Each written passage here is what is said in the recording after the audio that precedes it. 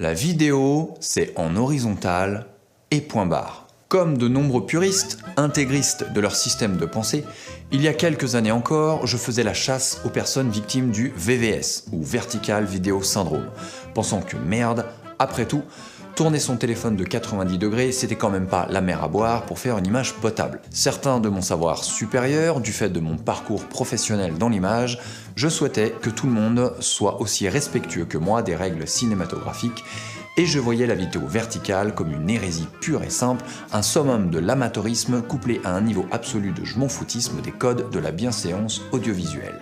Ouais, j'étais con. Mais un jour... révélation. Horizontal, vertical, vaste débat, toujours actif aujourd'hui. Aussi, si vous avez peur de ne pas faire comme il faut, si vous hésitez à filmer en vertical ou en horizontal, ou si vous ne savez pas dans quel cas vous devez faire l'un ou l'autre, vous êtes au bon endroit.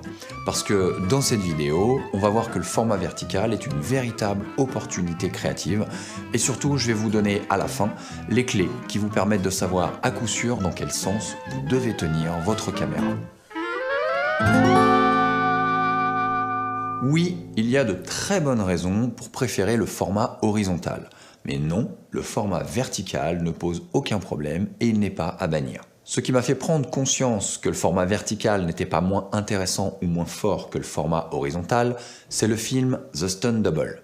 En août 2020, comme tous les matins à cette époque, la première chose que je faisais était de parcourir les news sur les sites high-tech.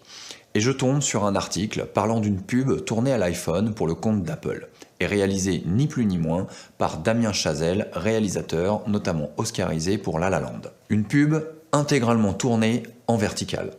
Et cette vidéo fait voler en éclats tous les arguments qui disent que la vidéo verticale n'est pas de la vidéo. The Stunt Double, c'est l'histoire d'amour entre une doublure de cascade et une actrice à travers les âges du cinéma. Les films muets en noir et blanc à la Buster Keaton, les films d'aventure des années 40-50, les comédies musicales, les westerns ou les films d'action modernes. Pour chaque style de film, les codes de l'époque et du genre sont respectés, mais retranscrits en vertical. Mais c'est aussi une déclaration d'amour au cinéma lui-même. Et peu importe si cette déclaration est verticale et non horizontale. Ce film m'a montré de manière indiscutable que le format vertical a en fait toute sa place, du moment qu'on sait s'en servir. Je vois encore dans le monde professionnel une vraie réticence à filmer en vertical, même quand un client demande expressément ce format parce que les images sont destinées à être diffusées sur les réseaux sociaux. Et un des arguments que j'entends souvent, c'est que le champ de vision est plus étriqué. On ne peut pas montrer la même chose en vertical que ce qu'on pourrait montrer en horizontal. Et c'est tout à fait vrai. Mais quand on y réfléchit, je pense que c'est surtout une question de formatage culturel. On a plus l'habitude du format horizontal, il est plus présent et il est là depuis plus longtemps. Il nous paraît normal. Et pour nous, les professionnels de l'image, on a appris avec ce format. C'est notre référence. Donc changer de format, c'est comme essayer de compter une distance en pouces ou en pieds. Pour nous, ça veut rien dire. Et quand on essaye de le faire, le premier réflexe qu'on va avoir, ça va être de traduire la mesure en centimètres pour avoir une échelle de valeur qui nous parle, et après on peut calculer. Et souvent dans le milieu professionnel, quand on doit faire du vertical, le premier réflexe, c'est d'imaginer un cadre horizontal et se demander comment on peut l'adapter pour en faire un cadre vertical. Donc forcément, on va être frustré. Alors que, idéalement, il faudrait essayer de penser directement le cadre en vertical. Et quand on y pense, ça peut être hyper stimulant. Ça oblige à revoir nos références et ça nous oblige à être très créatifs. C'est une vraie opportunité. Oui, il y a des plans qu'on ne peut pas faire et qui vont être plus difficiles à faire en vertical, comme un panorama, un groupe de plusieurs personnes. Ça rend pas grand-chose, ou ça oblige à prendre beaucoup de recul. Mais à l'inverse, il y a des plans qui marchent très bien en vertical, comme les portraits par exemple. Et quand on y regarde bien, même dans le cinéma traditionnel, en horizontal, on voit souvent des cadrages verticaux. Ça s'appelle le surcadrage, ou le cadre dans le cadre. Alors je ferai peut-être une vidéo dédiée à ce concept un jour, mais pour l'instant, retenez qu'on voit souvent au cinéma des plans où un sujet est enfermé dans un espace au sein de l'image. Et parfois, cet espace, c'est un cadrage purement vertical. Du coup, avec tout ça, on pourrait se dire, il n'y a pas de problème, et on peut filmer en horizontal ou en vertical sans se prendre la tête. En fait, c'est pas aussi simple. Le problème, c'est qu'on remarque qu'une personne va filmer dans un sens ou dans l'autre, selon l'appareil qu'elle utilise. Quand vous prenez une caméra ou un boîtier, vous ne vous posez pas la question de savoir si votre vidéo va être horizontale ou verticale. Vous prenez l'outil comme il a été pensé pour être tenu et vous filmez, en l'occurrence en horizontal. Et souvent, c'est pareil avec un smartphone. On filme en vertical parce que l'appareil a été conçu pour être tenu comme ça. Et c'est d'ailleurs comme ça que sont apparues les premières vidéos verticales. Et c'est là le sujet.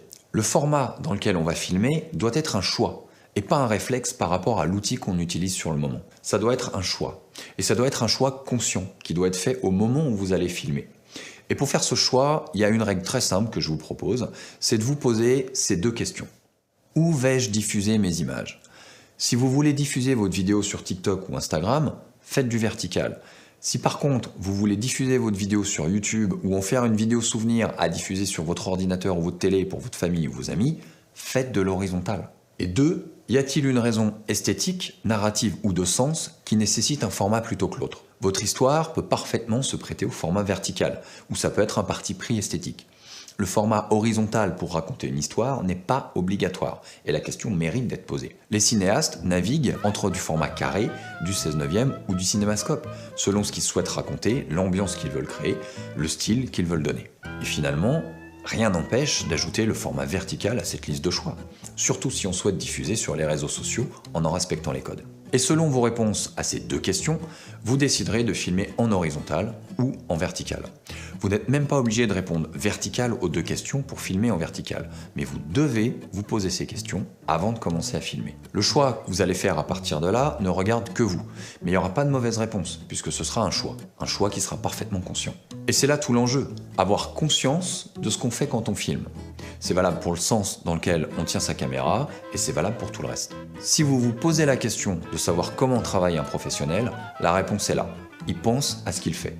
Il choisit, il ne laisse rien au hasard.